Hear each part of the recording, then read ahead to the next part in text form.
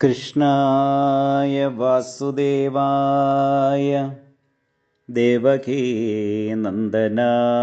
ച നന്ദഗോപകുമാരായ ഗോവിന്ദായ നമോ നമഃ. ഹരി ഓം.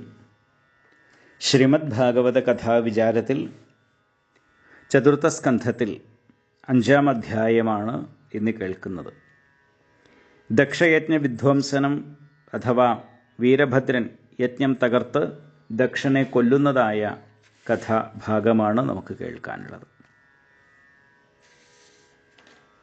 ഇന്നലത്തെ കഥയിൽ ദക്ഷൻ്റെ യാഗശാലയിൽ വെച്ച് ദക്ഷപുത്രിയും മഹാദേവൻ്റെ ശക്തിയുമായ സതി യോഗാഗ്നിയിൽ ദേഹം ഉപേക്ഷിക്കുന്നത് നാം കണ്ടു.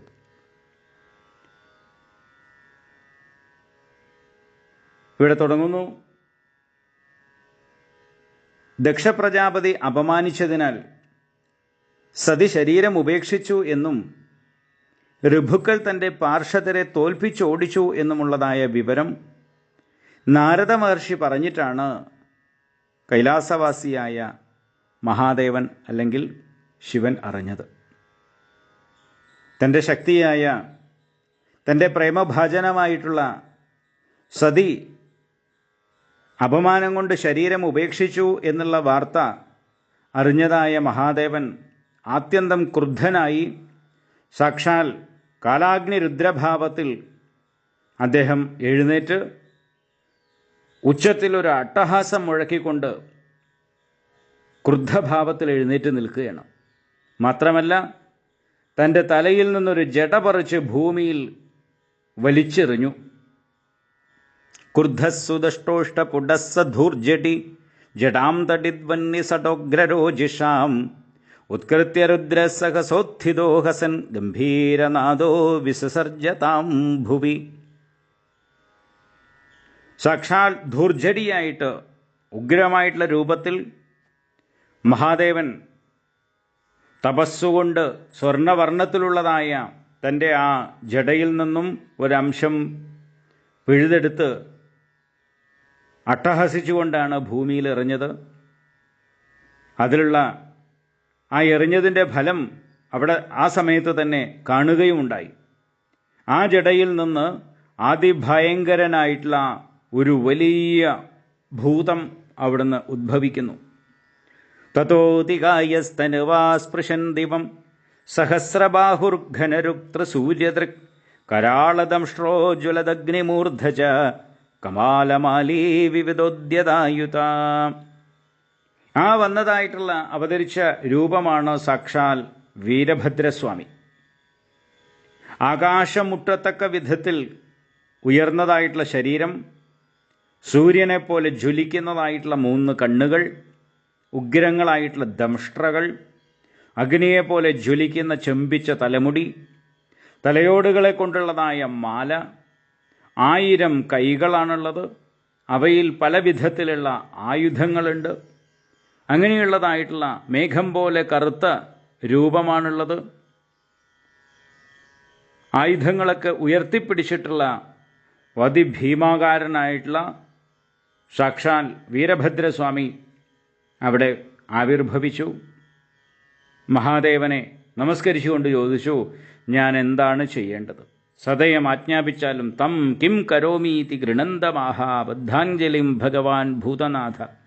തൊഴുകൈകോടുകൂടിയിട്ട് നമസ്കരിച്ച് ആജ്ഞാനുവർത്തിയായിട്ട് ഞാൻ എന്താണ് ചെയ്യേണ്ടത്, ആജ്ഞാപിക്കൂ എന്ന് പറഞ്ഞതായിട്ടുള്ള ആ വീരഭദ്രനോട് മഹാദേവൻ പറഞ്ഞു, നീ എൻ്റെ പാർഷദരിൽ മുഖ്യനാണ്.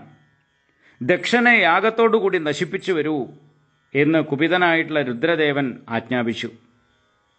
മഹാദേവൻ്റെ ആജ്ഞ കിട്ടിയതോടുകൂടി വീരഭദ്രൻ അദ്ദേഹത്തെ പ്രദക്ഷിണം ചെയ്ത് നമസ്കരിച്ചു. അതോടുകൂടി താൻ അത്യന്തം ശക്തനായി തീർന്നിരിക്കുന്നു എന്ന് വീരഭദ്രന് ബോധ്യം വന്നു. മഹാദേവൻ്റെ തന്നെ പൂർണ്ണ ശക്തി തന്നിൽ ആവേശിച്ചിരിക്കുകയാണ്, ആവാഹിച്ചിരിക്കുകയാണ് എന്ന് ബോധ്യം വന്നതായിട്ടുള്ള ആ വീരഭദ്രസ്വാമി ഉച്ചത്തിൽ അട്ടഹസിച്ചു എന്നുള്ളതാണ്. കൈലാസം മുഴുവൻ കുലുങ്ങുന്ന തരത്തിലായിരുന്നു ആ വീരഭദ്രസ്വാമിയുടെ അട്ടഹാസം. അപ്പോഴേക്കും ദക്ഷയാഗശാലയിൽ നിന്നും അടികിട്ടിയതായിട്ടുള്ള ശിവഭൂതഗണങ്ങളെല്ലാം കൈലാസത്തിൽ വന്നു ചേർന്നപ്പോഴേക്കാണ് തൻ്റെ കാലിലുള്ള ചിലമ്പുകളൊക്കെ കിലുക്കി ഭൂമിയെ കുലുക്കി വിറപ്പിക്കുന്ന രീതിയിൽ ഓരോ കാലടികളും വെച്ച് വീരഭദ്രസ്വാമി ദക്ഷയാഗശാലയിലേക്ക് പോകാൻ വേണ്ടി തയ്യാറായത്. ഉറക്കെ അട്ടഹസിച്ചുകൊണ്ട് ദക്ഷയാഗശാലയിലേക്ക് പോകാൻ തയ്യാറാകുന്നതായിട്ടുള്ള ആ വീരഭദ്രൻ്റെ കൂടെ രുദ്രപാർഷദന്മാരെല്ലാവരും കൂടി പുറപ്പെട്ടു. കിട്ടിയതിന് തിരിച്ചു കൊടുക്കാൻ വേണ്ടി എല്ലാവരും കൂടി അവിടെ വരുന്നുണ്ട്. ആ വീരഭദ്രസ്വാമി ആകട്ടെ അന്തകനെ പോലും സംഹരിക്കാൻ ശക്തിയുള്ളതായിട്ടുള്ള തൻ്റെ ശൂലം ഉയർത്തിപ്പിടിച്ചുകൊണ്ട് ദക്ഷയാഗശാലയിലേക്ക് പാഞ്ഞു പോവുകയാണ്, കൂടെ എല്ലാ ഭൂതഗണങ്ങളും.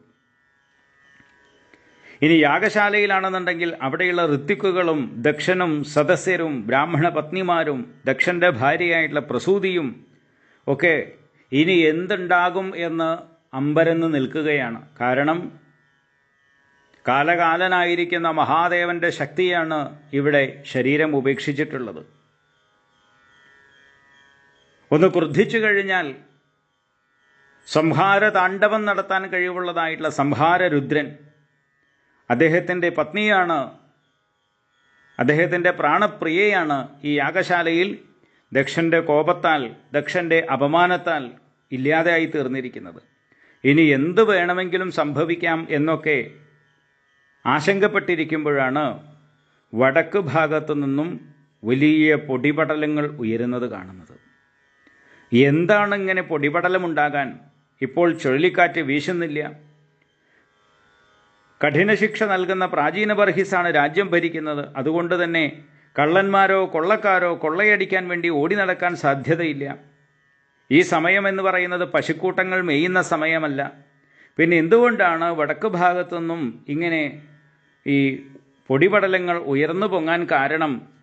ലോകം തന്നെ പ്രളയത്തിൽ മുങ്ങാൻ പോവുകയാണോ എന്നൊക്കെ യാഗശാലയിലെ ബ്രാഹ്മണരും ഋത്വിക്കുകളുമൊക്കെ ആശങ്കപ്പെട്ടുകൊണ്ടിരിക്കെ പരിഭ്രാന്തരായ പ്രസൂതിയും മറ്റു സ്ത്രീകളും പറഞ്ഞു. മറ്റു പുത്രിമാർ നോക്കി നിൽക്കെ ദക്ഷപ്രജാപതി നിരപരാധിനിയായ സതിയെ അപമാനിച്ചില്ലേ? ആ പാപത്തിൻ്റെ ഫലമാണ് ഇപ്പോൾ അനുഭവിക്കാൻ പോകുന്നത്. പ്രളയകാലത്ത് അഴിഞ്ഞു ചിന്നിച്ചിതറിയ ജടയോടുകൂടിയവനും ശൂലത്തിൽ ദിഗ്ഗജങ്ങളെ കുത്തിക്കോർക്കുന്നവനും ഉച്ചത്തിലുള്ള അട്ടഹാസങ്ങളാൽ ദിക്കുകളെ മാറ്റൊലിക്കൊള്ളിക്കുന്നവനും കൈകൾ പരത്തി സംഹാര താണ്ഡവമാടുന്നവനുമാണ് ശ്രീ പരമേശ്വരൻ. ആർക്കും സഹിക്കാനാവാത്ത തേജസ്സോടു കൂടിയവനും കോപം കൊണ്ട് ജ്വലിക്കുന്നവനും വളഞ്ഞ പുരികക്കൊടികളോട് കൂടിയവനും ഭയങ്കര ദംഷ്ട്രകളാൽ നക്ഷത്രങ്ങളെ തകർക്കുന്നവനുമായ സംഹാരരുദ്രനെ കോപിപ്പിച്ചവർക്ക് എങ്ങനെയാണ് ക്ഷേമമുണ്ടാവുക? ഇങ്ങനെ ഭയഭീതരായി പലരും പലതും പറഞ്ഞുകൊണ്ടിരിക്കെ ദക്ഷൻ പലതരത്തിലുള്ള ദുർനിമിത്തങ്ങളെ കണ്ടു. അങ്ങനെയൊക്കെ ആശങ്കപ്പെട്ടുകൊണ്ടിരിക്കുമ്പോഴേക്കും വീരഭദ്രസ്വാമിയുടെ നേതൃത്വത്തിലുള്ളവരും അനേക വിധത്തിലുള്ള ആയുധങ്ങൾ ധരിച്ചവരും ഭീഷണ ആകൃതികൾ ഉള്ളവരുമായ രുദ്രപാർഷദന്മാർ ആ യാഗശാലയിലേക്ക് ഓടിക്കയറുകയാണ്. എങ്ങനെയാണോ സമുദ്രം അലയടിച്ച് കയറി വരുന്നത് അതുപോലെയാണ് അനവധിയായിട്ടുള്ള ശിവഭൂതഗണങ്ങളും അതുപോലെ വീരഭദ്രസ്വാമിയും എല്ലാം കൂടി ആ യാഗശാലയിലേക്ക് തള്ളിക്കയറിയത്. ചിലർ പ്രാഗ്വംശം തകർത്തു. പ്രാഗ്വംശം എന്ന് പറഞ്ഞു കഴിഞ്ഞാൽ യജ്ഞശാലയുടെ കിഴക്ക് ഭാഗത്തുള്ളതും യജമാനൻ യജ്ഞത്തിന് കൊണ്ടുവരുന്ന സാധനങ്ങൾ വെക്കുന്നതുമായിട്ടുള്ള ഒരു ശാലയാണ് പ്രാഗ്വംശം എന്ന് പറയുന്നത്, കിഴക്ക് ഭാഗത്തുള്ളത്. ചിലർ അത് തകർത്തു. വേറെ ചിലരാണെങ്കിൽ പത്നിശാല തകർത്തു. ചിലർ യാഗവേദിയെ തകർത്തു. ചിലർ പുരോഹിതരുടെ ശാല തകർത്തു. ചിലർ യജമാനരിയ്ക്കുന്ന ശാലയെ തല്ലിത്തകർത്തു. ചിലരാണെങ്കിൽ യാഗത്തിന് ഉപയോഗിക്കുന്ന പാത്രങ്ങളാണ് ഉടച്ചത്. വേറെ ചിലർ അഗ്നികുണ്ഡത്തെ തല്ലിക്കെടുത്തി. വേറെ ചില ആളുകൾ, ഇതൊന്നും ചെയ്യാൻ കഴിയാത്ത ആളുകൾ, അഗ്നികുണ്ഡത്തിൻ്റെ മുകളിൽ കയറുന്ന കുണ്ഡത്തിലേക്കൊക്കെ മൂത്രമൊഴിച്ച് അതിനെ മലിനമാക്കി. ചിലർ വേദികൾക്ക് അതിരായിരിക്കുന്ന ദർഭപ്പുല്ലുകളെയൊക്കെ മുറിച്ചു. വേറെ ചിലർ മുനിമാരെ ആക്രമിച്ചു. ചില രുദ്രപാർഷദന്മാർ മുനിപത്നിമാരെ മുമ്പിൽ നിന്ന് ഭയപ്പെടുത്തി. പൊതുവെ ശിവഭൂതഗണങ്ങൾ കണ്ടാൽ തന്നെ എല്ലാവരും ഭയപ്പെടുന്നവരാണ്. അവർ കൂടുതൽ ഭീഷണഭാവത്തോട് ഭയപ്പെടുത്തി എന്ന് പറഞ്ഞാൽ പ്രത്യേകിച്ച് പറയേണ്ട ആവശ്യമില്ലല്ലോ.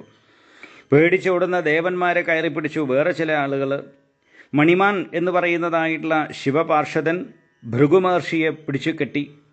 വീരഭദ്രൻ ദക്ഷനെ കടന്നു പിടിച്ചു. ചണ്ഡീശൻ പൂഷാവിനെ പിടിച്ചു. നന്ദികേശ്വരൻ ഭഗനെ പിടിച്ചു. എല്ലാവരെയും പിടിച്ചു കെട്ടുകയാണ്. ഇതെല്ലാം കണ്ട് ഭയപ്പെട്ടു നിൽക്കുന്ന ദേവന്മാരും ഋത്തിക്കുകളും സദസ്യരും രുദ്രഭടന്മാരുടെ കല്ലേറുകൊണ്ട് സഹിക്കാൻ കഴിയാതെ 4 ഭാഗത്തേക്കും ഓടി രക്ഷപ്പെട്ടു. യാഗാഗ്നിയിൽ ഹോമിച്ചുകൊണ്ടിരുന്ന ഭൃഗുമഹർഷിയുടെ താടിമീശ വീരഭദ്രൻ ഓരോന്നായിട്ട് പിഴുതെടുത്തു. പ്രജാപതികളുടെ യാഗശാലയിൽ വെച്ച് ദക്ഷൻ ശിവനെ ശപിക്കുമ്പോൾ ഭൃഗുമഹർഷി തൻ്റെ താടിമീശ തടവി ചിരിച്ചിരുന്നു. അതിനുള്ള ശിക്ഷയാണ് വീരഭദ്രൻ അദ്ദേഹത്തിൻ്റെ നീണ്ട താടി ഓരോന്നായിട്ട് പിടിച്ച് പറിച്ച് എടുത്തത്. അതുപോലെ തന്നെ ശിവനെ ശപിക്കുന്ന ദക്ഷനെ ഭഗൻ അദ്ദേഹത്തിൻ്റെ കണ്ണുകളെ കൊണ്ട് പ്രോത്സാഹിപ്പിച്ചിരുന്നു. ആ ഭഗനെ താഴെ വീഴ്ത്തി, ചാവിട്ടി വീഴ്ത്തി വീരഭദ്രസ്വാമി അദ്ദേഹത്തിൻ്റെ 2 കണ്ണുകളും ചൂഴ്ന്നെടുത്തു. ഇനി ദക്ഷൻ ശിവനെ ശപിക്കുന്ന സമയത്ത് പൂഷാവ് തൻ്റെ വലിയ പല്ലൊക്കെ കാണിച്ച് ഉറക്കെ ചിരിക്കുന്നുണ്ടായിരുന്നു. അതുകൊണ്ടാണ് വീരഭദ്രസ്വാമി പൂഷാവിൻ്റെ പല്ലുകളൊക്കെ തല്ലിക്കൊഴിച്ചു. ദക്ഷനെ താഴെ വീഴ്ത്തി മാറിൽ ചവിട്ടി നിന്ന് തല അറുത്തെടുക്കാൻ വീരഭദ്രൻ പല വിധത്തിൽ ശ്രമിച്ചെങ്കിൽ കൂടിയിട്ട് അതൊന്നും സാധിച്ചില്ല. കാരണം ആയുധങ്ങളെ കൊണ്ടൊന്നും അദ്ദേഹത്തിൻ്റെ കഴുത്ത് മുറിഞ്ഞില്ല. അവസാനം വീരഭദ്രസ്വാമി മൂക്കും വായും പൊത്തിപ്പിടിച്ച് ദക്ഷനെ കഴുത്ത് പിരിച്ചു കൊന്ന് തല വേർപ്പെടുത്തി. വീരഭദ്രനെ ഭൂതപ്രേത പിശാചുക്കളൊക്കെ അനുമോദിച്ചു ഈ പ്രവൃത്തി കണ്ടിട്ട്. മറ്റുള്ളവരെല്ലാം ദക്ഷനെ കൊന്നത് കണ്ട് ദുഃഖിച്ചു. വീരഭദ്രസ്വാമി ദക്ഷൻ്റെ തല അഗ്നികുണ്ഡത്തിൽ ഹോമിച്ചു. യാഗശാലയ്ക്ക് തീ വെച്ചതിനു ശേഷം ഭൂതങ്ങളോടും ശിവപാർഷദന്മാരോടും ഒന്നിച്ച് വീരഭദ്രസ്വാമി കൈലാസത്തിലേക്ക് മടങ്ങിപ്പോവുകയാണ്. കാരണം യജ്ഞത്തെ തകർക്കാൻ വേണ്ടിയിട്ടായിരുന്നുവല്ലോ അദ്ദേഹത്തെ പറഞ്ഞു വിട്ടിട്ടുള്ളത്. അതുകൊണ്ട് തന്നെ ആ കാര്യം പൂർത്തിയാക്കി വീരഭദ്രസ്വാമി പരിവാരങ്ങളോടുകൂടി കൈലാസത്തിലേക്ക് മടങ്ങിപ്പോയി. ഈ കാര്യം പറഞ്ഞുകൊണ്ടാണ് 5-ാം അധ്യായം ഉപസംഹരിക്കുന്നത്. 6-ാമത്തെ അധ്യായത്തിൽ രുദ്രസാന്ത്വനം അല്ലെങ്കിൽ ബ്രഹ്മാവും മറ്റു ദേവന്മാരും കൈലാസത്തിലെത്തി ശിവനെ പ്രസാദിപ്പിക്കുന്നതാണ്. മൈത്രേയ മഹർഷി കഥ തുടരുന്നു. ഭൂതഗണങ്ങളുടെ കല്ലേറൊക്കെ കൊണ്ട് ദേഹം മുഴുവൻ പൊട്ടിമുറിഞ്ഞ ദേവന്മാർ നേരെ സത്യലോകത്തിൽ ചെന്ന് ബ്രഹ്മദേവനെ നമസ്കരിച്ച് ആവലാതി പറഞ്ഞു. ഈ വക അനുഷ്ഠാനുഭവങ്ങളെയെല്ലാം പ്രതീക്ഷിച്ചിരുന്നതിനാൽ ബ്രഹ്മദേവനും വിശ്വാത്മാവായ വിഷ്ണു ഭഗവാനും ദക്ഷൻ്റെ യാഗത്തിന് പോയിട്ടേ ഉണ്ടായിരുന്നില്ല. ദേവന്മാരുടെ ആവലാതിയൊക്കെ കേട്ട ബ്രഹ്മദേവൻ പറഞ്ഞു, പരമതേജസ്വിയായ പരമശിവന് അപരാധം ചെയ്ത നിങ്ങൾക്ക് എങ്ങനെ സുഖമുണ്ടാവാനാണ്? ശിവദ്വേഷിയായ ദക്ഷൻ്റെ യാഗത്തിൽ പങ്കെടുത്തത് തന്നെ നിങ്ങളുടെ തെറ്റല്ലേ? യാഗത്തിൻ്റെ ഹവിർഭാഗം നിഷേധിച്ചതുകൊണ്ട് ശിവന് അപരാധം ചെയ്തവരാണെങ്കിലും ക്ഷിപ്രപ്രസാദിയായ ഭഗവാന്റെ കാൽക്കൽ നമസ്കരിച്ച് മാപ്പ് ചോദിക്കുക. പരമശിവൻ കോപിച്ചാൽ ലോകപാലന്മാരടക്കം 14 ലോകങ്ങളും നശിക്കും. ദക്ഷൻ കഠിന വാക്കുകളെ കൊണ്ട് വേദനിപ്പിച്ചവനും തൻ്റെ പ്രിയ ഭാര്യ നഷ്ടപ്പെട്ടവനുമായ ശിവനെ ക്ഷമാപണം ചെയ്ത് സന്തോഷിപ്പിച്ചാൽ മാത്രമേ യജ്ഞം പൂർത്തീകരിക്കാൻ കഴിയൂ. സർവതന്ത്ര സ്വതന്ത്രനായ ശ്രീ പരമേശ്വരൻ്റെ യഥാർത്ഥ തത്വത്തെയോ ബലവീര്യ പരാക്രമങ്ങളുടെ വലിപ്പത്തെയോ എനിക്കോ യജ്ഞനെന്ന ഇന്ദ്രനോ മറ്റു ദേവന്മാർക്കോ മുനിമാർക്കോ പോലും അറിയില്ല. അതിനാൽ ഈ വിഷയത്തിൽ ശിവനെ ആശ്രയിക്കുകയല്ലാതെ മറ്റൊരു ഉപായവും ഞാൻ കാണുന്നില്ല എന്നിങ്ങനെ ബ്രഹ്മദേവൻ ദേവന്മാരോട് പറഞ്ഞു. ബ്രഹ്മാവ് പറഞ്ഞത് ദേവന്മാരൊക്കെ അംഗീകരിച്ചു. വേറെ വഴിയില്ലല്ലോ. അങ്ങനെ ദേവന്മാരോടൊന്നിച്ച് ബ്രഹ്മദേവൻ കൈലാസത്തിലേക്ക് പുറപ്പെട്ടു. ജന്മം, ഔഷധസേവ, തപസ്, മന്ത്രജപം, യോഗസാധനകൾ എന്നിവ കൊണ്ട് സിദ്ധന്മാരായിട്ടുള്ള പലരും കൈലാസപർവ്വതത്തിൽ താമസിച്ചു വരുന്നുണ്ട്. കിന്നരന്മാർ, ഗന്ധർവന്മാർ, അപ്സര സ്ത്രീകൾ മുതലായവരുടെ വാസസ്ഥാനം കൂടിയാണ് ആ കൈലാസപർവ്വതം. ധാരാളം ഫലവൃക്ഷങ്ങൾ നിറഞ്ഞതാണ്. പുഷ്പസമൃദ്ധമായ വള്ളികളോടും ചെടികളോടും കൂടിയതാണ് കൈലാസം. മയിലുകളുടെ നൃത്തം കൊണ്ടും കുയിലുകളുടെ ഗാനാലാപനം കൊണ്ടും തത്തകൾ, ചെമ്പോത്തുകൾ, ചക്രവാകങ്ങൾ, അരയന്നങ്ങൾ മുതലായ പക്ഷികളുടെ കൂജനം കൊണ്ടും മനോഹരമാണ് അവിടം. മാൻ, മുയൽ, കുരങ്ങൻ, ആന, സിംഹം മുതലായ മൃഗങ്ങളുടെ വാസസ്ഥാനമാണത്. സതീദേവിയുടെ നിത്യസ്നാനത്താൽ പവിത്രമായ നന്ദ എന്ന നദിയാൽ ശോഭിക്കുന്ന കൈലാസപർവ്വതം കണ്ട ദേവന്മാർ വിസ്മയഭരിതരായി തീർന്നു. കൈലാസത്തിൻ്റെ താഴ്വരയിൽ അവർ അളകാപുരിയെയും സൗഗന്ധിക വനത്തെയും കണ്ടു. അളകാപുരിയുടെ ഇടത്തും വലത്തും ഭാഗത്തിലൂടെ നന്ദ, അളകനന്ദ എന്നീ 2 നദികൾ ഒഴുകിക്കൊണ്ടിരിക്കുന്നു. വെള്ളി, സ്വർണം, രത്നങ്ങൾ എന്നിവ കൊണ്ട് നിർമ്മിക്കപ്പെട്ട അനേകം മണിമാളികകളോട് കൂടിയതും യക്ഷന്മാരുടെയും യക്ഷസ്ത്രീകളുടെയും അവരുടെ രാജാവായ കുബേരൻ്റെയും വാസസ്ഥാനവുമാണ് അളകാപുരി. ദേവന്മാർ അളകാപുരിയെയും കടന്ന് സൗഗന്ധിക വനത്തിലെത്തി. ധാരാളം പുഷ്പങ്ങളും വൃക്ഷങ്ങളും നിറഞ്ഞതും കുയിലുകളുടെ മനോഹര കൂജനങ്ങളാലും മയിലുകളുടെ നൃത്തങ്ങളാലും കളഹംസങ്ങളുടെ കളകളനാദത്താലും മനോഹരമായിരുന്നു ആ സൗഗന്ധിക വനം. അതിൽ ധാരാളം താമരപ്പൂക്കൾ നിറഞ്ഞ സരസ്സുകളുണ്ടായിരുന്നു. കാട്ടാനകൾ ശരീരം കൊണ്ട് ഉരച്ചു പൊള്ളിച്ചതായിട്ടുള്ള ഹരിചന്ദന വൃക്ഷങ്ങളിൽ തട്ടിവരുന്ന മന്ദമാരുതൻ യക്ഷവനിതകളുടെ മനസ്സിനെ ക്ഷോഭിപ്പിക്കുന്നതായിരുന്നു. വൈഡൂര്യ കല്ലുകൾ പതിച്ച കൽപ്പടവുകളോടുകൂടിയ തടാകങ്ങൾ സൗഗന്ധിക വനത്തിൻ്റെ ശോഭയ്ക്ക് മാറ്റുകൂട്ടിയിരുന്നു.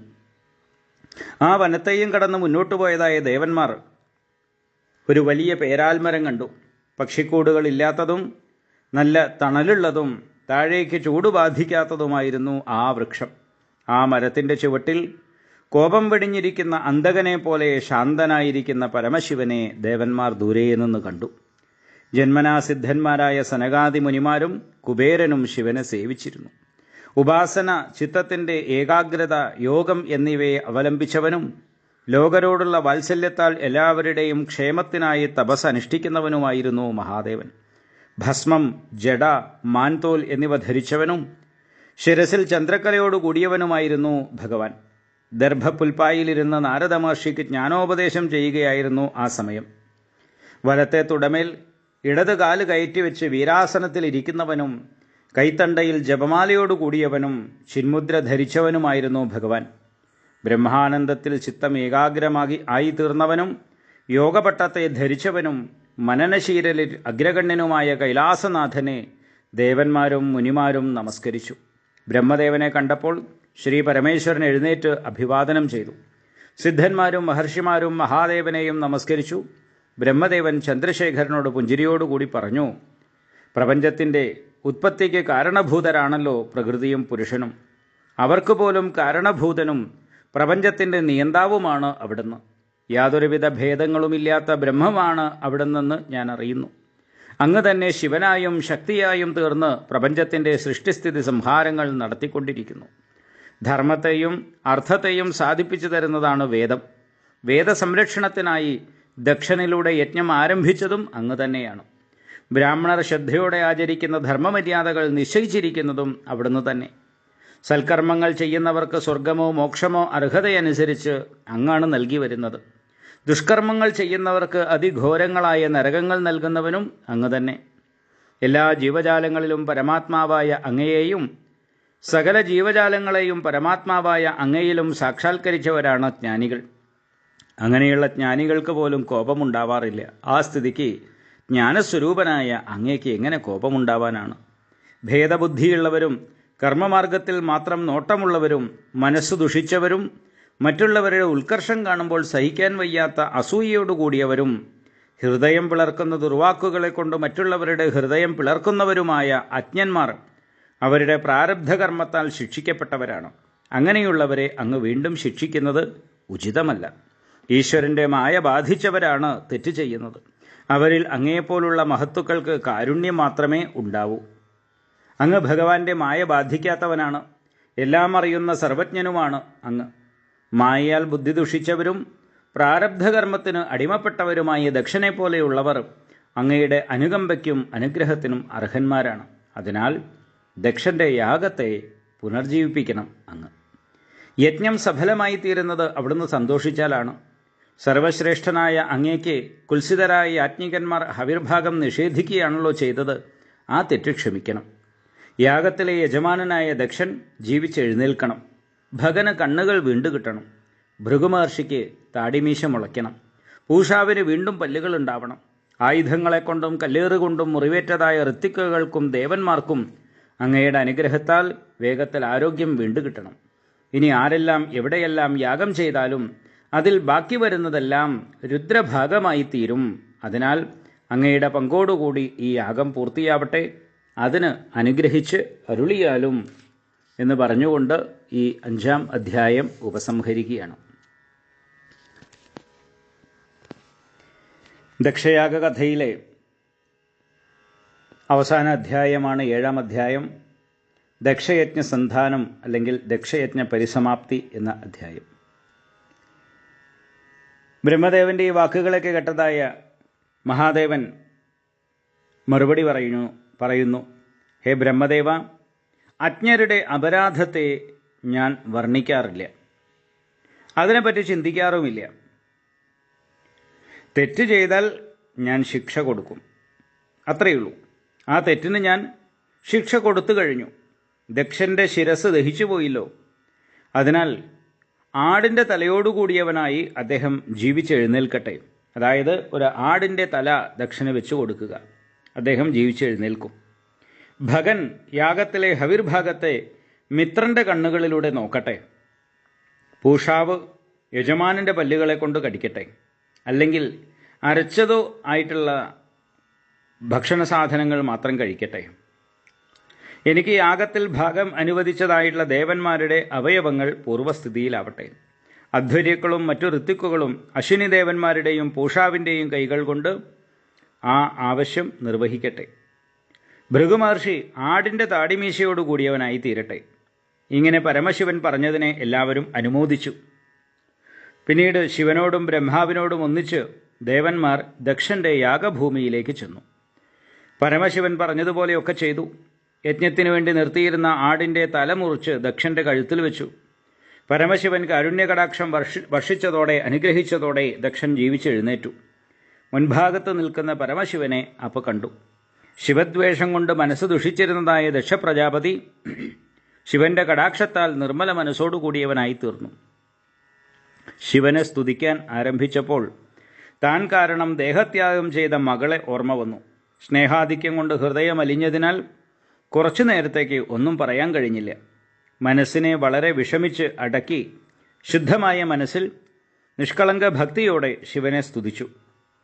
ഞാൻ നെന്തിരുവടിയെ അപമാനിച്ചവനാണ്, അതിന് തക്ക ശിക്ഷ തന്ന് അവിടുന്ന് എന്നെ അനുഗ്രഹിക്കുകയാണ് വാസ്തവത്തിൽ ചെയ്തത്. അവിടത്തേക്ക് ബ്രാഹ്മണരിൽ അവർ എത്ര വലിയ തെറ്റ് ചെയ്തവരായാലും അവഗണനയില്ല. വ്രതാനുഷ്ഠാനങ്ങളോടുകൂടിയ ഉത്തമ ബ്രാഹ്മണരിലുള്ള കാരുണ്യത്തെപ്പറ്റി പിന്നെ പറയാനുണ്ടോ? അങ്ങ് ആത്മതത്വജ്ഞാനത്തെ നിലനിർത്താനായി ബ്രഹ്മദേവസ്വരൂപേണ ബ്രാഹ്മണരെ സൃഷ്ടിച്ചു. അവർ വിദ്യ, വ്രതം, തപസ് എന്നിവയോടുകൂടിയവരാണ്. പശുപാലന്മാർ പശുക്കളെ ശരിയായ വഴിയിലൂടെ നയിക്കുന്നത് പോലെ അങ്ങ് ബ്രാഹ്മണരെ ശോഭനമാർഗത്തിലൂടെ നയിക്കുന്നു. അത്യാവശ്യം വേണ്ടി വന്നാൽ ചിലപ്പോൾ ചില ചെറിയ ശിക്ഷകൾ തന്നുകൊണ്ടുമാണ് അങ്ങ് ഞങ്ങളെ നേർവഴിക്ക് നയിക്കുന്നത്. അങ്ങയുടെ പരമാർത്ഥ തത്വത്തെ അറിയാത്തവനായ ഞാൻ പ്രജാപതികളുടെ യജ്ഞസദസ്സിൽ ദുർവാക്കുകളെ കൊണ്ട് അങ്ങയെ വല്ലാതെ അധിക്ഷേപിച്ചു. അതിനെ കാര്യമായി കണക്കാക്കാതെ മഹന്നിന്ദ കൊണ്ട് അധപ്പതിച്ചുകൊണ്ടിരിക്കുന്ന എന്നെ കാരുണ്യത്തോടെ രക്ഷിച്ചുവല്ലോ. ആ കാരുണ്യം കൊണ്ട് തന്നെ അവിടുന്ന് എന്നോട് സന്തോഷിക്കുമാറാകണേ. ഇങ്ങനെ പരമശിവനോട് ദക്ഷൻ ക്ഷമാപണം ചെയ്തു. അനന്തരം ബ്രഹ്മദേവന്റെ നിർദ്ദേശമനുസരിച്ച് പുരോഹിതൻ, ഋത്വിക്കുകൾ, അഗ്നികൾ എന്നിവരോടൊന്നിച്ച് യാഗം തുടർന്നു നടത്തി. ഭൂതഗണങ്ങൾ മലിനപ്പെടുത്തിയ ദോഷം തീരുന്നതിനും യജ്ഞം വിഘ്നമില്ലാതെ നടക്കുന്നതിനുമായി 3 പാത്രങ്ങളിൽ ഹവിസിനെ ഒരുക്കിവെച്ചു. ദക്ഷൻ ഹവിസെടുത്ത് അധ്വര്യുവിനോടുകൂടി ശുദ്ധമായ ബുദ്ധി കൊണ്ട് യജ്ഞേശ്വരനായ ഭഗവാനെ ധ്യാനിച്ചു. ഉടനെ തന്നെ വിഷ്ണു ഭഗവാൻ യജ്ഞശാലയിൽ പ്രത്യക്ഷപ്പെട്ടു. 10 ദിക്കളെയും ശോഭിപ്പിക്കുന്ന തേജസ്സോടുകൂടിയ ഭഗവാൻ വേദമന്ത്രങ്ങളാകുന്ന ചിറകുകളോടുകൂടിയ ഗരുഡന്റെ പുറത്ത് സഞ്ചരിച്ച് യാഗശാലയിൽ പ്രത്യക്ഷനായി തീർന്നു. നീലമേഘശ്യാമളവർണ്ണനും സ്വർണ്ണവർണ്ണത്തിലുള്ള മഞ്ഞപ്പട്ടുടുത്തവനും സൂര്യനെപ്പോലെ പ്രകാശിക്കുന്നവനുമായിരുന്നു ഭഗവാൻ. നീലക്കുറുനിരകളാലും മകരകുണ്ടകളങ്ങളാലും ഭഗവാന്റെ മുഖകമലം ശോഭിച്ചിരുന്നു. ശംഖ്, ചക്രം, പത്മം, അമ്പ്, വില്ല്, ഗദ, വാള്, പരിച എന്നിവ ധരിച്ച 8 തൃക്കൈകളോടുകൂടിയവനായിരുന്നു ഭഗവാൻ. യജ്ഞേശ്വരനായ ഭഗവാനെ യാഗശാലയിൽ പ്രത്യക്ഷമായി കണ്ടപ്പോൾ ബ്രഹ്മദേവനും ദേവന്മാരും ശ്രീ പരമേശ്വരനും പെട്ടെന്ന് എഴുന്നേറ്റ് നമസ്കരിച്ചു. ഭഗവാന്റെ തേജസ്സിനു മുൻപിൽ നിഷ്പ്രഭരായി തീർന്ന ദേവന്മാർ ശിരസിൽ കൈകൾ കുപ്പിത്തൊഴുതുകൊണ്ട് ഇടറിയ വാക്കുകളെ കൊണ്ട് ശ്രീഹരിയെ സ്തുതിച്ചു. ബ്രഹ്മാദി ദേവശ്രേഷ്ഠന്മാർ പോലും ഭഗവാന്റെ മാഹാത്മ്യത്തെ മുഴുവൻ അറിയാത്തവരാണ്. എങ്കിലും തങ്ങളെ അനുഗ്രഹിക്കാൻ വേണ്ടി ഒരു സ്വരൂപം സ്വീകരിച്ച് എഴുന്നള്ളി വന്ന ഭഗവാനെ ഓരോരുത്തരും അവരവരുടെ കഴിവനുസരിച്ച് സ്തുതിച്ചു. പൂജാദ്രവ്യങ്ങൾ സ്വീകരിച്ചവനും സുനന്ദൻ, നന്ദൻ മുതലായ പാർഷദന്മാരാൽ ചുറ്റും നിന്ന് സേവിക്കപ്പെടുന്നവനും യജ്ഞേശ്വരനും പ്രജാപതികളുടെയെല്ലാം പതിയുമായ ഭഗവാനെ ശരണം പ്രാപിച്ചുകൊണ്ട് ദക്ഷൻ സ്തുതിച്ചു. മായയെ തള്ളിക്കളഞ്ഞ് സ്വസ്വരൂപത്ത് സ്ഥിതി ചെയ്യുന്ന നിന്തിരുവടി ബുദ്ധിയുടെ 3 അവസ്ഥകളായ ജാഗ്രത്, സ്വപ്നം, സുഷുപ്തി ഇവയിൽ നിന്നും നിവൃത്തനാണ്. മായാതീതനും സുഖം, ദുഃഖം, ശീതം, ഉഷ്ണം മുതലായ ദ്വന്ദ്വങ്ങളില്ലാത്തവനും അഭയസ്വരൂപിയും ചൈതന്യഘനസ്വരൂപനുമാണ്. ആ മായയാൽ തന്നെ ജീവത്വത്തെ സ്വീകരിച്ച് പ്രപഞ്ച വിഷയങ്ങളിൽ രാഗദ്വേഷത്തോടു കൂടിയവനെന്നതുപോലെ അവിടുന്ന് വർത്തിക്കുകയും ചെയ്യുന്നു. അപ്രകാരമുള്ള അങ്ങേക്ക് എൻ്റെ നമസ്കാരം. ഋത്വിക്കുകൾ സ്തുതിക്കുകയാണ്. ബുദ്ധി, മനസ്സ്, ഇന്ദ്രിയങ്ങൾ എന്നീ ഉപാധികളുടെ ഒരുവിധ മാലിന്യവും ബാധിക്കാത്തവനായ ഹേ ഭഗവാനെ, നന്ദികേശ്വരൻ്റെ ശാപം മൂലം ഞങ്ങൾ കർമ്മമാർഗത്തിൽ പ്രവർത്തിച്ചു വരുന്നു. അതിനാൽ അവിടുത്തെ വാസ്തവ സ്വരൂപം അറിയുന്നില്ല. ഓരോ കർമ്മത്തിനും തക്ക ദേവതകളെയും കർമ്മം അനുഷ്ഠിക്കേണ്ട സമ്പ്രദായത്തെയും യജ്ഞാനുഷ്ഠാനത്തിനായി നിന്തിരുവടിയാണല്ലോ നിശ്ചയിച്ചിരിക്കുന്നത്. യാഗാദി കർമ്മങ്ങൾ മാത്രമേ ഞങ്ങൾക്കറിയാവൂ. അവിടുത്തെ സർവാത്മഭാവത്തെ അറിയാത്തതിനാൽ ഞങ്ങൾ ദക്ഷനെ അനുകൂലിച്ച് ശിവന് തെറ്റ് ചെയ്തു. അത് അവിടുന്ന് പുറത്തരുളുമാറാകണേ. പിന്നീട് സദസ്യരെ സ്തുതിക്കുന്നു. ശരണതനായ ഭഗവാനെ, വളരെയധികം ക്ലേശങ്ങളോട് കൂടിയതും കാലനാൽ അന്വേഷിക്കപ്പെടുന്നതും ദുഷ്ടമൃഗങ്ങളോടുകൂടിയതും സുഖദുഃഖങ്ങളാകുന്ന അഗാധ കുഴികളോടുകൂടിയതും ശബ്ദാദി വിഷയങ്ങളാകുന്ന മരുമരീചികയോടുകൂടിയതും ആധികളാകുന്ന കാട്ടുതീയോടുകൂടിയതുമാണ് ഈ സംസാരമാർഗം. ഈ വഴിയിലൂടെ ഗൃഹം, ശരീരം മുതലായവയുടെ ഭാരം വഹിച്ചും കാമപീഡിതരായും ചുറ്റിത്തിരിയുന്ന അജ്ഞന്മാർ നിന്തിരുവടിയുടെ പാദപത്മങ്ങളാകുന്ന അഭയസ്ഥാനത്തേക്ക് എന്നാണ് ഭഗവാനെ എത്തിച്ചേരുക? രുദ്രദേവൻ സ്തുതിക്കുകയാണ്. സർവാഭീഷ്ടപ്രദനായ ഭഗവാനെ, ഒന്നിലും ആഗ്രഹമില്ലാത്ത മുനിമാർക്ക് പോലും ആരാധ്യമാണല്ലോ അങ്ങയുടെ പാദാരവിന്ദങ്ങൾ. അവയിൽ ദൃഢമായി മനസ്സുറപ്പിച്ച എന്നെ ആചാരഭ്രഷ്ടൻ എന്നെല്ലാം അജ്ഞന്മാർ അധിക്ഷേപിച്ചാലും അവിടുത്തെ അനുഗ്രഹപ്രഭാവത്താൽ ആ നിന്ദയെ ഞാൻ വിലവെക്കുന്നേയില്ല. ഭൃഗുമഹർഷി സ്തുതിക്കുന്നു. ബ്രഹ്മാവ് മുതൽക്കുള്ള ജീവന്മാരെല്ലാം അങ്ങയുടെ മായയാൽ മയങ്ങിയവരായി അജ്ഞാനമാകുന്ന നിദ്രയിൽ മുഴുകിക്കഴിയുന്നു. അതിനാൽ സ്വന്തം ഹൃദയത്തിൽ ആത്മസ്വരൂപേണ വിളങ്ങുന്ന അങ്ങയുടെ പരമാർത്ഥതത്വം അവർ അറിയുന്നില്ല.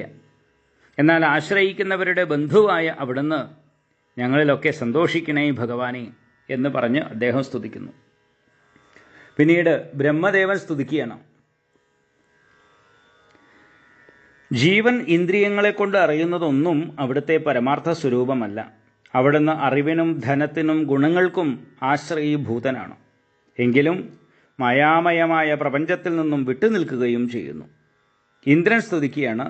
നാശരഹിതനായിട്ടുള്ള ഹേ ഭഗവാനെ, പ്രപഞ്ചത്തിന് കാരണവും മനോനേത്രങ്ങൾക്ക് ആനന്ദത്തെ നൽകുന്നതും ദേവന്മാരുടെ ശത്രുക്കളെ സംഹരിക്കാനായി ഉയർത്തിപ്പിടിച്ച ആയുധങ്ങൾ ധരിച്ച 8 തൃക്കൈകളോടുകൂടിയതുമായ അങ്ങയുടെ ഈ സഗുണസ്വരൂപവും സത്യം തന്നെയാണ്. ഋത്വിക്കുകളുടെ പത്നിമാർ സ്തുതിക്കുന്നു. ഭഗവാനെ, അങ്ങയെ ആരാധിക്കാൻ വേണ്ടി ബ്രഹ്മദേവൻ സൃഷ്ടിച്ചതാണ് യജ്ഞം. അത് ദക്ഷനോടുള്ള രുദ്രന്റെ കോപം കൊണ്ട് നശിപ്പിക്കപ്പെട്ടു. ചുടലക്കളം പോലെ അശുദ്ധമായി തീർന്ന ഈ യജ്ഞശാലയെ ചെന്താമര കണ്ണുകളെ കൊണ്ടുള്ള കടാക്ഷം കൊണ്ട് പവിത്രീകരിക്കണമേ ഭഗവാനെ. ഋഷികൾ സ്തുതിക്കുന്നു. ഭഗവാനെ, അങ്ങയുടെ കർമ്മങ്ങൾ പല രൂപത്തിലുള്ളവയാണ്. അവ അന്യോന്യം പൊരുത്തപ്പെടുന്നില്ല. അങ്ങ് തന്നെ സൃഷ്ടിയാദി ലീലകളെ നടത്തുന്നു, എങ്കിലും അത്തരം കർമ്മങ്ങളോട് ബന്ധപ്പെടുന്നില്ല. ഐശ്വര്യ ലാഭത്തിനായി മറ്റുള്ളവർ സേവിച്ചുകൊണ്ടിരിക്കുന്ന ലക്ഷ്മി ഭഗവതി ഇങ്ങോട്ട് വന്ന് ആശ്രയിച്ചിട്ടും അവിടുന്ന് ആ ദേവിയെ പരിഗണിക്കുന്നില്ല. ഐശ്വര്യ ദേവതയായ ലക്ഷ്മി ഭഗവതിയിൽ പോലും ഉദാസീനനാണ് അങ്ങ്. സിദ്ധന്മാർ സ്തുതിക്കുന്നു. സംസാരമാകുന്ന കാട്ടുതീയിൻ്റെ ചൂടേറ്റ് പരവശനായ കാട്ടാനയെ പോലെയാണ് ഞങ്ങളുടെ മനസ്സ്. ദാഹം കൊണ്ടും ചൂടുകൊണ്ടും പരവശനായ ആന ഗംഗാജലത്തിൽ എന്നതുപോലെ ഞങ്ങളുടെ മനസ്സ് നിന്തിരുവടിയുടെ അമൃതതുല്യങ്ങളായ കഥാനദിയിലിറങ്ങി മുങ്ങി താപം അകറ്റിയിരിക്കുന്നു. അതിനാൽ ആ മനസ്സ് സംസാര ദുഃഖത്തെ ഓർമ്മിക്കുന്നില്ല. പിന്നീട് മനസ്സ് കഥാമൃതമാകുന്ന നദിയിൽ നിന്നും കയറുന്നതും ഇല്ല. യജമാന പത്നിയായ പ്രസൂതി സ്തുതിക്കുകയാണ്. ഭഗവാനെ, അവിടത്തേക്ക് സ്വാഗതം. അങ്ങ് ഞങ്ങളോട് പ്രസാദിച്ചാലും പത്നിയായ ശ്രീദേവിയോട് ഒന്നിച്ച് ഞങ്ങളെ രക്ഷിച്ചാലും അങ്ങില്ലാത്ത ഈ യജ്ഞം തലയില്ലാത്തതായ മനുഷ്യനെ പോലെ നിസ്തേജസമായി തീർന്നിരിക്കുന്നു. ലോകപാലന്മാർ സ്തുതിക്കുകയാണ്, ശബ്ദാദി വിഷയങ്ങളെ ഗ്രഹിക്കുന്ന ഞങ്ങളുടെ ഇന്ദ്രിയങ്ങളെ കൊണ്ട് നിന്തിരുവടിയെ കാണാൻ കഴിയുമോ ഭഗവാനെ? അവിടുന്ന് പ്രത്യേകാത്മാവും എല്ലാത്തെയും അറിയുന്നവനുമാണല്ലോ. ഇന്ദ്രിയ വിഷയങ്ങളെ ജീവസ്വരൂപേണ അനുഭവിക്കുന്നവനും അങ്ങ് തന്നെയാണ്. ആകാശാദി പഞ്ചഭൂതങ്ങളായും ആറാമത്തെ തത്വമായ ജീവനായും പ്രതിഭാസിക്കുന്നതും നിന്തിരുവടി തന്നെ. ഇതെല്ലാം അവിടുത്തെ മായാവൈഭവമാണല്ലോ. യോഗേശ്വരന്മാർ സ്തുതിക്കുകയാണ്, സർവശക്തനായ ഭഗവാനെ, പ്രപഞ്ചാകാരേണ വിളങ്ങുന്ന അങ്ങയെ തന്നിൽ താനായി സാക്ഷാത്കരിച്ചവനാണ് അവിടത്തേക്ക് ഏറ്റവും പ്രിയപ്പെട്ടവൻ. അങ്ങനെയൊക്കെയാണെങ്കിലും അങ്ങയെ ഭക്തിയോടെ ഭജിക്കുന്ന ഭക്തന്മാരെയും അനുഗ്രഹിക്കാൻ കാരുണ്യമുണ്ടാവണം. ജഗത്തിൻ്റെ ഉത്പത്തി, നിലനിൽപ്പ്, നാശം എന്നിവയ്ക്ക് വേണ്ടി തൻ്റെ യോഗമായയാൽ ബ്രഹ്മാവിഷ്ണു മഹേശ്വരന്മാരായി പ്രകാശിക്കുന്നവനും കേവലമായ സ്വരൂപത്തിൽ എപ്പോഴും സ്ഥിതി ചെയ്യുന്നതിനാൽ പ്രപഞ്ചഭ്രമത്തെയും അതിന് കാരണമായ ഗുണങ്ങളെയും അകറ്റിയവനുമായിട്ടുള്ള നിന്തിരുവടിക്ക് ഞങ്ങളുടെ നമസ്കാരം. ശബ്ദബ്രഹ്മമാകുന്ന വേദം ഭഗവാനെ സ്തുതിക്കുകയാണ്. സത്വഗുണത്തെ സ്വീകരിച്ചവനും ധർമാർത്ഥ കാമമോക്ഷങ്ങളാകുന്ന പുരുഷാർത്ഥങ്ങൾക്ക് ഫലത്തെ നൽകുന്നവനുമായ അങ്ങേക്ക് നമസ്കാരം. അവിടുത്തെ പരമാർത്ഥ തത്വം വേദമാകുന്ന ഞാൻ പോലും അറിയുന്നില്ല, മറ്റു ദേവന്മാർക്കും അറിയാൻ കഴിയില്ല. അപ്രകാരമുള്ള നിർഗുണ സ്വരൂപിയായ ഭഗവാനെ അങ്ങേക്ക് നമസ്കാരം. അഗ്നിദേവൻ സ്തുതിക്കുകയാണ്, അവിടുത്തെ തേജസ് കൊണ്ടാണ് ഞാൻ യാഗത്തിൽ ഹോമിക്കുന്ന ഹവിസിനെ വഹിക്കുന്നത്. യജ്ഞത്തെ പാലിക്കുന്നവനും അഗ്നിഹോത്രം, ദർശം, പൂർണ്ണമാസം, പശു, സോമം എന്നിങ്ങനെ 5 വിധത്തിൽ യജ്ഞസ്വരൂപനായി സ്ഥിതി ചെയ്യുന്നവനുമാണല്ലോ അങ്ങ്. 5 വിധ മന്ത്രങ്ങളാൽ പൂജിതനായ യജ്ഞമൂർത്തിയായ അങ്ങയെ ഞാൻ നമസ്കരിക്കുന്നു. ആശ്രാവയ, അസ്തു, ശ്രൗഷട്ട്, യജ, യജാമഹേ, വഷട്ട് ഇവയാണ് 5 വിധ മന്ത്രങ്ങൾ. ദേവന്മാർ സ്തുതിക്കുകയാണ്, പണ്ട് സ്വയം സൃഷ്ടിച്ച പ്രപഞ്ചത്തെ പ്രളയകാലത്ത് തന്നിലൊതുക്കിക്കൊണ്ട് ആദിപുരുഷനായ നിന്തിരുവടി വെള്ളത്തിൽ ആദിശേഷനാകുന്ന മെത്തമേൽ ശയിക്കുന്നു. ജനലോകവാസികളായ മഹർഷിമാർ അങ്ങയെ ആ സമയത്ത് ഭജിക്കുന്നു. അപ്രകാരമുള്ള നിന്തിരുവടി ഇന്ന് ഞങ്ങളുടെ കണ്ണുകൾക്ക് പ്രത്യക്ഷമായി കാണത്തക്ക വിധം ഇതാ സഞ്ചരിക്കുന്നു. സേവകരായ ഞങ്ങളെ രക്ഷിക്കുകയും ചെയ്യുന്നു. തുടർന്ന് ഗന്ധർവന്മാർ സ്തുതിക്കുന്നു, ഭഗവാനെ, മരീചി മുതലായ പ്രജാപതികളും ബ്രഹ്മാവ്, ഇന്ദ്രൻ മുതലായ ദേവന്മാരും രുദ്രൻ മുതലായവരും നിന്തിരുവടിയുടെ അംശാംശഭൂതരാണ്. ഈ വിശ്വം മുഴുവൻ അങ്ങയുടെ കളിക്കോപ്പാണ്. അപ്രകാരമുള്ള അവിടത്തേക്ക് എന്നെന്നും നമസ്കാരം. തുടർന്ന് വിദ്യാധരന്മാർ സ്തുതിക്കുന്നു, 4 പുരുഷാർത്ഥങ്ങളെയും സമ്പാദിക്കാൻ പറ്റിയതായ ഈ ശരീരം ലഭിച്ചിട്ടും അങ്ങയുടെ മായയാൽ ശരീരമാണ് താനെന്നും ശരീരത്തോട് ബന്ധപ്പെട്ടവ തൻ്റേതെന്നും അഭിമാനിച്ച് ബുദ്ധി നശിച്ചുപോയവർ ദുർമാർഗികളായ സ്വന്തക്കാരാൽ ഉപേക്ഷിക്കപ്പെട്ടിട്ടും തുച്ഛങ്ങളായ ശബ്ദാദി വിഷയങ്ങളിൽ ആസക്തരായി കഴിയുന്നു. നിന്തിരുവടിയുടെ കഥാമൃതത്തെ സേവിച്ചാൽ മാത്രമേ ശരീരാഭിമാനമാകുന്ന അവിവേകത്തെ തള്ളിക്കളയാൻ കഴിയൂ. ബ്രാഹ്മണർ സ്തുതിക്കുകയാണ് പിന്നീട്, യജ്ഞവും ഹവ്യവും അഗ്നിയും അങ്ങാണ്. ആഹുതി, മന്ത്രം, ചമതകൾ, ദർഭകൾ, പാത്രങ്ങൾ ഇവയും സദസ്യരും ഋത്വിക്കുകളും യജമാനനും പത്നിയും മന്ത്രദേവതകളും അഗ്നിഹോത്രം മുതലായ കർമ്മങ്ങളും സ്വധയും സോമരസവും നെയ്യും യജ്ഞപശുവും അവിടുന്ന് തന്നെയാണ്. പണ്ട് രസാതല ലോകം വരെ താണുപോയ ഭൂമിയെ വരാഹസ്വരൂപേണ അവതരിച്ച് മേലോട്ടുയർത്തിക്കൊണ്ടുവന്നത് യജ്ഞസ്വരൂപനായ അവിടുന്ന് തന്നെയാണ്. സൽക്കർമ്മങ്ങൾക്ക് ഭ്രംശം നേരിട്ടവരും അങ്ങയെ കാണാൻ അത്യന്തം ആഗ്രഹിക്കുന്നവരുമായ ഞങ്ങളെ നിന്തിരുവടി അനുഗ്രഹിച്ചരുളണേ. യജ്ഞേശ്വര, അവിടുത്തെ തിരുനാമങ്ങളെ കീർത്തിക്കുമ്പോൾ തന്നെ യജ്ഞവിഘ്നങ്ങളെല്ലാം നശിക്കുന്നു. അപ്രകാരമുള്ള നിന്തിരുവടിക്ക് ഞങ്ങളുടെ എല്ലാം നമസ്കാരം. യജ്ഞസംരക്ഷകനായി ഭഗവാൻ ഇങ്ങനെ ഓരോരുത്തരായി വാഴ്ത്തി സ്തുതിച്ചുകൊണ്ടിരിക്കെ ദക്ഷപ്രജാപതി മുടങ്ങിപ്പോയ യാഗത്തെ തുടർന്ന് നടത്തി. സർവാത്മാവും യാഗത്തിലെല്ലാ ഹവിർഭാഗവും സ്വീകരിക്കുന്നവനുമായ ഭഗവാൻ പ്രീതിയോടെ ദക്ഷനോട് പറഞ്ഞു, ലോകത്തിൻ്റെ പരമകാരണവും ആത്മചൈതന്യവും നിയന്താവും സർവസാക്ഷിയുമാണ് ഞാൻ.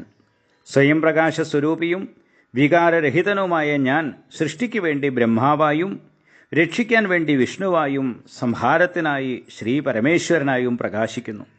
ഒരേ ഈശ്വരനായ എൻ്റെ 3 രൂപങ്ങളാണ് ബ്രഹ്മാവിഷ്ണു മഹേശ്വരന്മാർ. 3 പ്രവർത്തനങ്ങൾക്കായി 3 സ്വരൂപം സ്വീകരിക്കുന്നു എന്ന് മാത്രം. അജ്ഞന്മാരാണ് ബ്രഹ്മാവിനെയും വിഷ്ണുവിനെയും ശിവനെയും വേറെ വേറെയായി കാണുന്നത്. ശരീരത്തിലെ തല, കയ്യ്, കാല് ഇവയെ തന്നിൽ നിന്ന് വേറെയായി കാണാറില്ലല്ലോ. അതുപോലെ ബ്രഹ്മാവിഷ്ണു മഹേശ്വരന്മാരെയും സകല ജീവജാലങ്ങളെയും ആഭരണങ്ങളെ സ്വർണമായി കാണുന്നത് പോലെ ഏകനായ പരമാത്മാവായി ബോധിക്കാൻ കഴിയണം. ഇതാണ് ശരിയായ ജ്ഞാനം. അതുകൊണ്ട് മാത്രമേ നിത്യശാന്തിയെ പ്രാപിക്കാൻ കഴിയൂ. ഇപ്രകാരം ഭഗവാൻ നിർദ്ദേശിച്ചതിനെ സ്വീകരിച്ചതായ ദക്ഷൻ വിഷ്ണു ഭഗവാനെയും ദേവന്മാരെയും യാഗം കൊണ്ട് ആരാധിച്ചു. രുദ്രദേവനെയും ഹവിർഭാഗം നൽകി ശ്രദ്ധയോടെ പൂജിച്ചു. യാഗത്തിൽ സോമപാനത്തിന് അർഹരായവരെയെല്ലാം ഹവിസ് നൽകി ആരാധിച്ചു. അനന്തരം അവഭൃത സ്നാനം ചെയ്തു. ഋത്വിക്കുകൾക്കും ബ്രാഹ്മണർക്കും ധാരാളം ദക്ഷിണയും പലവിധ ദാനങ്ങളും ചെയ്തു. ദക്ഷിണ ധർമ്മത്തിൽ തന്നെ എപ്പോഴും മനസ്സ് നിൽക്കട്ടെ എന്നനുഗ്രഹിച്ച് ദേവന്മാർ സ്വർഗത്തിലേക്ക് പോയി. മഹർഷിമാരും ബ്രാഹ്മണരും അവരവരുടെ സ്ഥാനങ്ങളിലേക്കും പോയി. ദക്ഷന്റെ യാഗശാലയിൽ വെച്ച് ശരീരം ഉപേക്ഷിച്ചതായ സതീദേവി പിന്നീട് ഹിമവാന്റെയും മേനയുടെയും പുത്രിയായി പാർവതി എന്ന പേരിൽ ജനിച്ചു. തീവ്ര തപശ്ചര്യ കൊണ്ട് പരമശിവനെ സന്തോഷിപ്പിച്ചു. ഭഗവാൻ സന്തോഷിച്ച് പാർവതിയെ വിവാഹം ചെയ്തു. പാർവതി ലോകമാതാവായി കൈലാസത്തിൽ താമസിച്ചു വരുന്നു. പരമശിവന്റെ മഹിമയെ പ്രകാശിപ്പിക്കുന്ന ഈ ദക്ഷയാഗ കഥയെ എനിക്ക് ബൃഹസ്പതിയുടെ ശിഷ്യനായ ഉദ്ധവനാണ് പറഞ്ഞു തന്നത് എന്ന് മൈത്രേയ മഹർഷി വിതുരന് പറഞ്ഞു കൊടുത്തു. പരമശിവന്റെ മഹാത്മ്യത്തെ സ്പഷ്ടമാക്കുന്ന ഈ ലീലയെ നിത്യേന കേൾക്കുകയോ കീർത്തിക്കുകയോ ചെയ്താൽ ഭക്തി വളർന്ന് സകലവിധ പാപങ്ങളും നശിക്കും എന്ന് പറഞ്ഞുകൊണ്ടാണ് മൈത്രേയ മഹർഷി ദക്ഷയാഗ വർണ്ണന ഉപസംഹരിക്കുന്നത്. ഈ ദക്ഷയാഗ കഥയിലൂടെ നാം കണ്ടു,